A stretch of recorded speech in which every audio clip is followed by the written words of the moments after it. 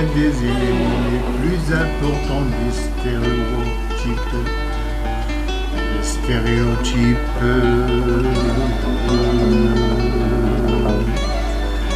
Désignant l'image habituelle, désignant l'image habituellement véhiculée d'un sujet dans un cadre de révérence sans limite,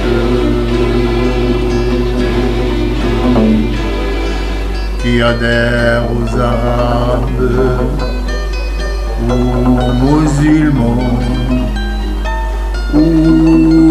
musulmans en général, à notre époque moderne, loin des problèmes.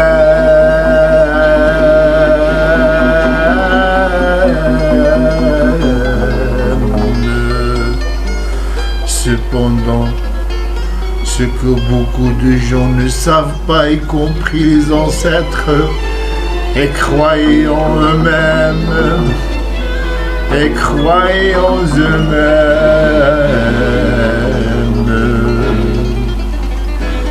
c'est que les arrière-grands-pères de leurs ancêtres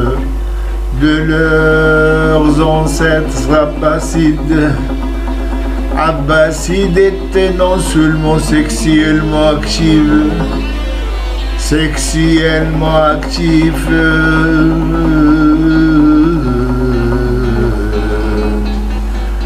mais que leur activité sexuelle atteignant le point de perversion immorale comme descendants primitifs, car ils ont vécu tout ce qui est sexuel sans rien en laisser dans l'imaginaire, même si cela contredit les règles, même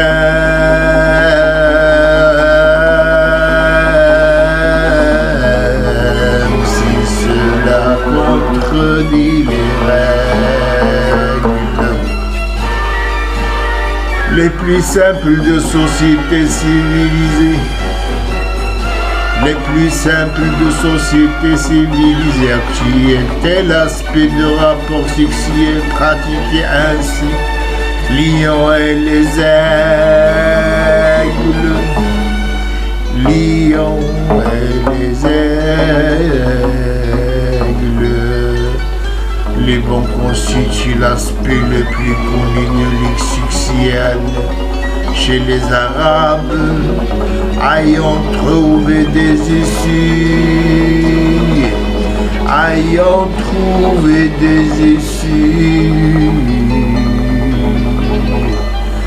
rêve d'hommes de nostalgie d'une époque où les femmes étaient vendues comme aliments et tissus.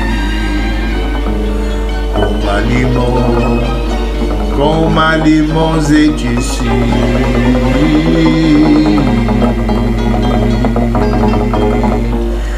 Le phénomène sexuel qui intéressait les peintres,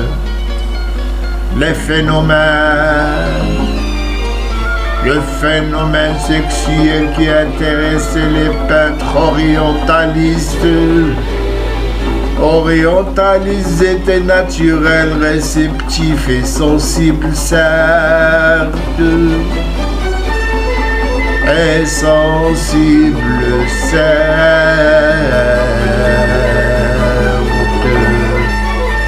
car les hommes sexuels qui intéressaient les peintres orientalistes étaient naturels, réceptifs et sensibles, certes, car les hommes examinaient car les hommes examinaient le corps nu des femmes sur le marché, qui étaient kidnappées ou offertes, sensibles et certes, qu'ils étaient comme kidnappés ou offertes, qui étaient kidnappés ou offertes.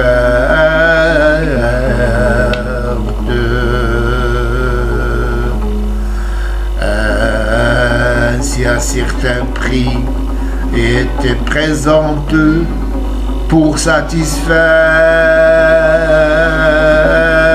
les exigences sexuelles de leur propriétaire. Un échange de femmes, qui est maintenant répandu dans de nombreux pays, européens, dans de nombreux pays européens sans se taire, dans de nombreux pays européens sans se taire. Et même en Égypte, en secret, et l'échange de mari et femme prime, aussi comme on exprime, et aussi comme on s'exprime, et aussi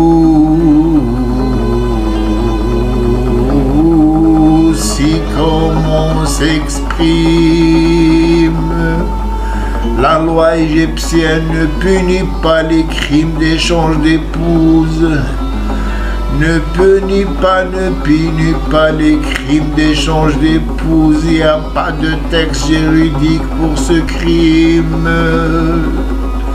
Il n'y a pas de texte juridique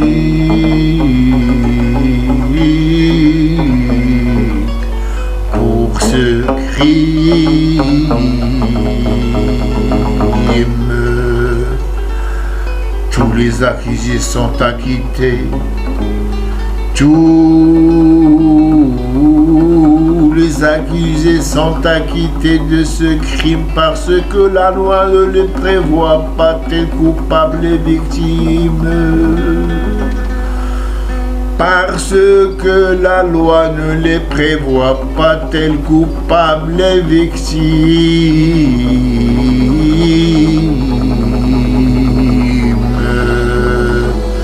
Il était également répandu à l'époque pré-islamique où les mariés changeaient leur mari de leur gré,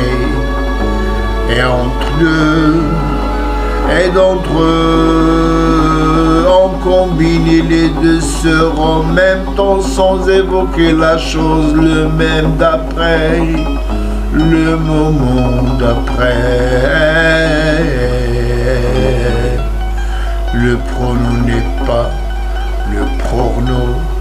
Le porno n'est pas une invention occidentale. Le porno n'est pas une invention occidentale à laquelle ils étaient accros en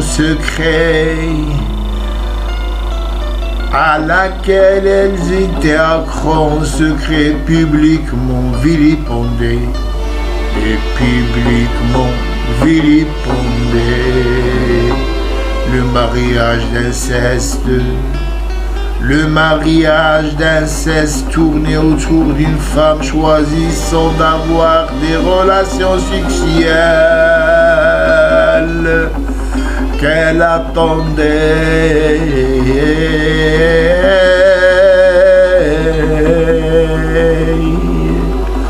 avec de nombreux hommes en public, et les gens se rassemblaient pour regarder les processus sexuels auxquels près de 9 hommes participaient en se reliant pour épouser une femme de façon plurielle. Ainsi, c'est la femme qui les encourage à le faire et à célébrer bien sexuellement en public ce rituel.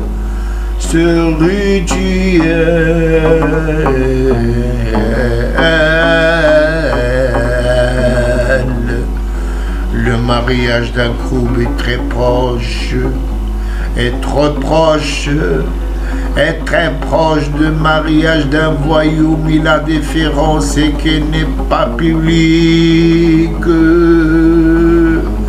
La femme voulant se marier l'indiquait avec un drapeau qu'elle érigerait dans sa maison de façon très chic. De façon très chic.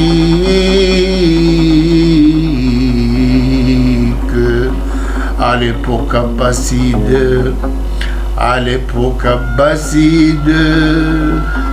andalouse, à l'époque abbasside et andalouse, et même avant l'avènement de l'islam que nous ne voulons, et avant l'avènement de l'islam que nous voulons,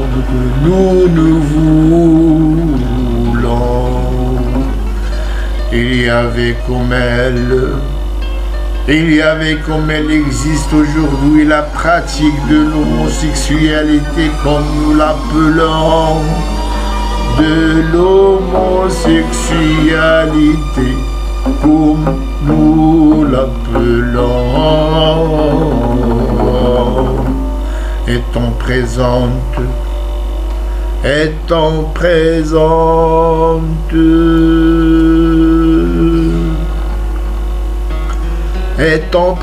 dans le monde sexuel des Arabes et des musulmans, ce qui diffère maintenant. Ce qui diffère maintenant, c'est que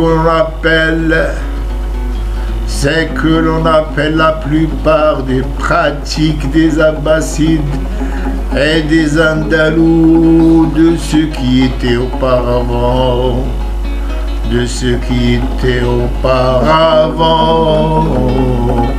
sous cet aspect pédophile ou harcèlement sexuel des mineurs, et voyons tout le monde s'en fiche. Et voyons tout le monde s'en fiche. Et voyons tout le monde s'en fiche.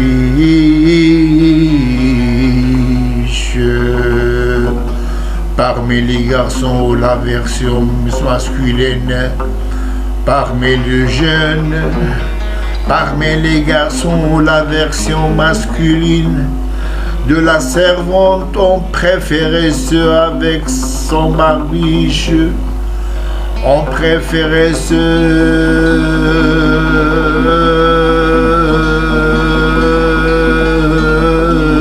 avec ou sans barbiche. Indiquons le jeune âge du garçon que les hommes considéraient comme proche des femmes.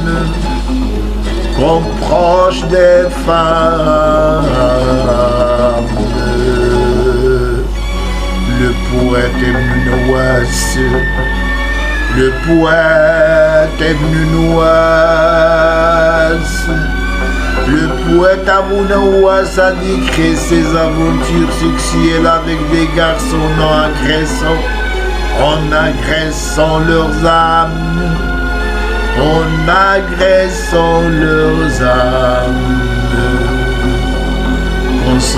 considérés comme proches des femmes, les considérer comme proches des femmes. Le poète Abu Nawas a décrit ses aventures sexuelles avec des garçons en agressant leurs âmes, comme une expérience sexuelle, active, comme une expérience sexuelle fictive,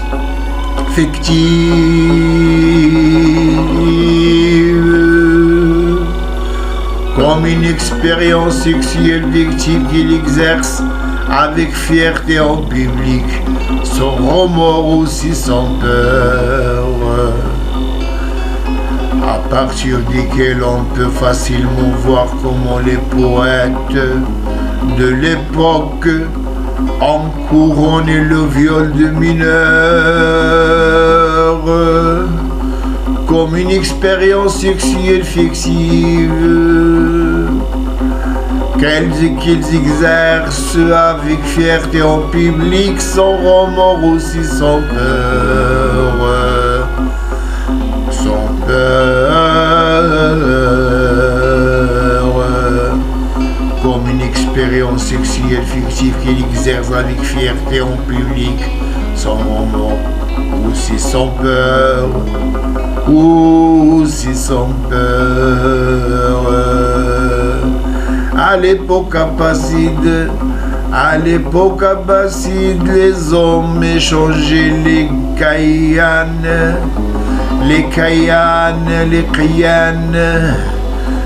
échanger les clianes comme serveuses à tout faire de bon cœur. Les putains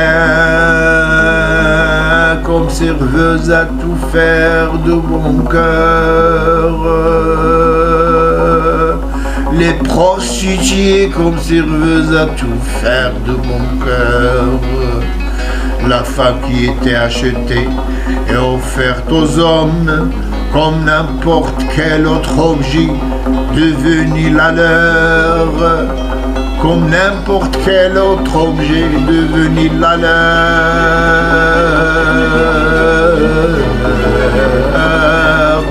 Beaucoup de ces femmes ont été kidnappées alors qu'elles étaient enfants dans les guerres islamiques. Dans les guerres islamiques et pré-islamiques. Puis élevés dans la musique, ou c'est la poésie, sans oublier le chant, et même dans des écoles philosophiques. Dans des écoles philosophiques.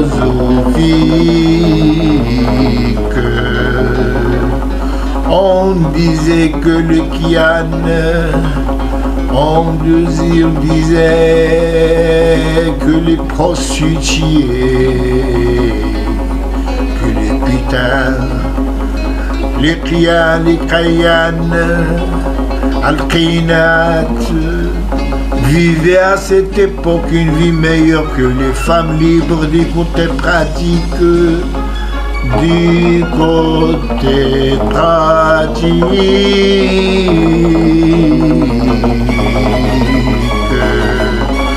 Tout cela ne signifie pas qu'elles sont des esclaves, qu'elles sont des esclaves sexuels, des hommes avec leur avidité sexuelle, avec leur avidité sexuelle instable, insatiable.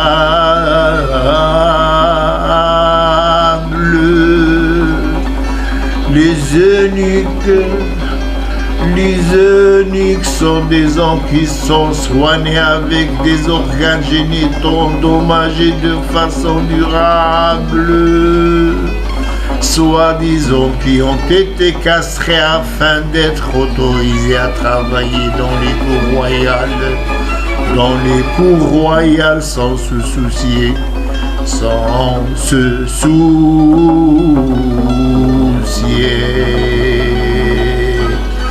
Mais cela est dans les activités religieuses telles que la séparation des hommes et des femmes dans les prières, tels coursiers, travaillant tels coursiers. Mais cela n'a pas arrêté le boulimie. Mais cela n'a pas arrêté la boulimie. De nombreux hommes qui trouvaient une attirance très intense, une attirance très intense, très intense. Une opportunité sexuelle chez les eunuques châtrés qui gardaient les femmes dans des jardins immenses. Beaucoup verront par rapport au concept actuel de liberté individuelle, en général, de la nationalité mutuelle et de la nationalité mutuelle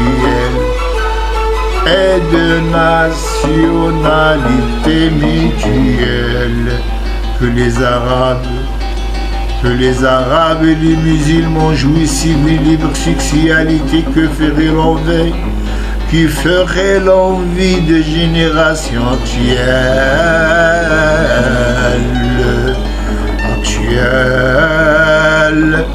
Mais cela n'empêche pas qu'au nombre de ces comportements, comme leur traitement des eunuques drôles, des garçons n'étaient pas appelés à l'époque par les vrais noms que nous les appelons désormais comme viol.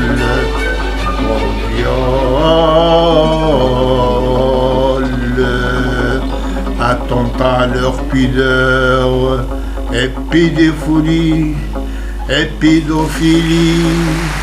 en même temps, ces comportements prouvent aux islamistes radicaux que les temps islamiques et pré-islamiques n'étaient pas aussi purs et virginaux qu'ils le pensent les amicaux.